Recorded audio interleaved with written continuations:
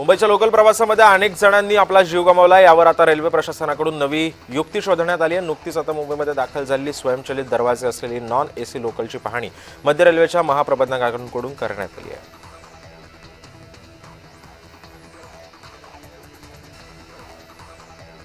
विरारच्या विवा महाविद्यालयामध्ये नवरात्रोत्सवाला गालबोट लावण्याचा प्रयत्न करण्यात आला आहे। गरब्यात आडून लव जिहाद सुरू असल्याचा गंभीर आरोप भाजप युवा मोर्चा प्रदेश सचिव अशोक शेळके यांनी केलेला आहे।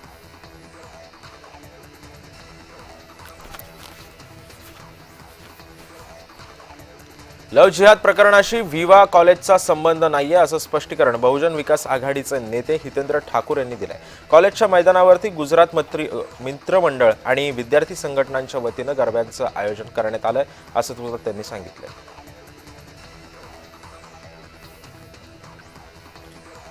पुण्यातील कोथरूड पोलीस स्टेशनमध्ये निलेश घायवळवर आणखी एक गुन्हा दाखल झालेला आहे। बनावट नंबर प्लेट लावून गाडी वापरल्याप्रकरणी हा गुन्हा दाखल करण्यात आल्याची माहिती आहे।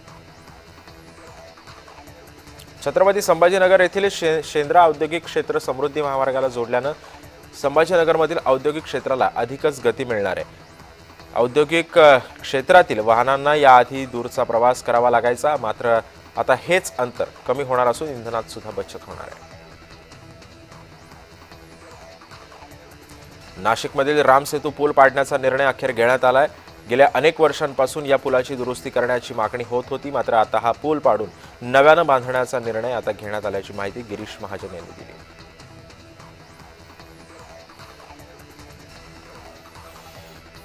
मुंबईतील लोअर परळच्या बालमित्र कला मंडळानं नवरात्रोत्सवासाठी देवीच्या सुंदर मूर्तीची स्थापना केली आहे। मंडळाचं यंदाचं 66वं वर्ष असून देवी भक्तांनी सुद्धा या मंडळामध्ये गर्दी केलेली आहे।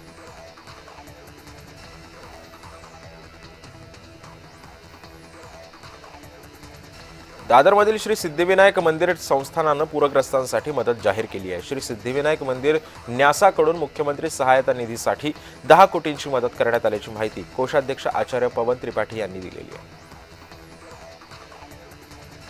साईबाबा संस्थानच्या वतीनं अतिवृष्टीमुळे संकटात सापडलेल्या बळीराजाला मदत जाहीर करण्यात आली आहे। मुख्यमंत्री सहायता निधीसाठी 1 कोटींची मदत जाहीर करण्यात आली आहे। राज्यामध्ये झालेल्या नुकसानीच्या पार्श्वभूमीवर साईबाबा संस्थानानं ही घोषणा केली आहे।